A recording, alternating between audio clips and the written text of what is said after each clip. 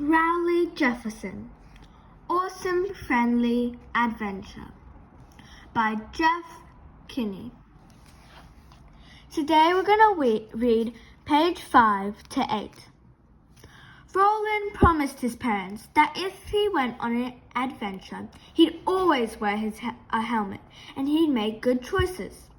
But they said he'd be much safer staying at home and practicing his flute.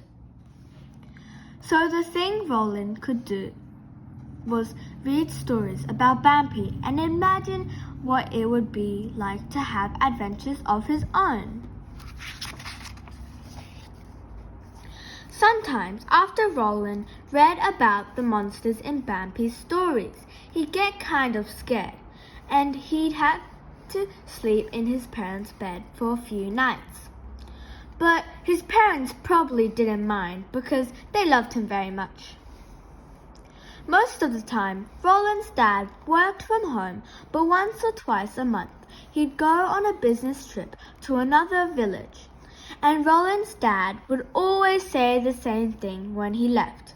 "Look after your mother, son." Right about now, you're probably thinking, so far this is a pretty boring book. But just wait, because in a second it's gonna get really good. This one morning, when Roland's dad was in one of his trips, something totally crazy happened. Roland woke up early to practice his flute, but then it got really cold in his room. And when he looked out the window, he couldn't believe it was snowing. Oh yeah, I probably should have mentioned that this was the middle of summer, because then you'll be even more amazed. Roland ran down to the kitchen to tell his mum about the snow, but he couldn't find her anywhere.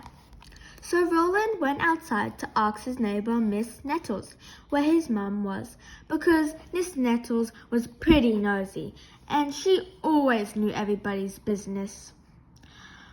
But that's when Roland got some really bad news.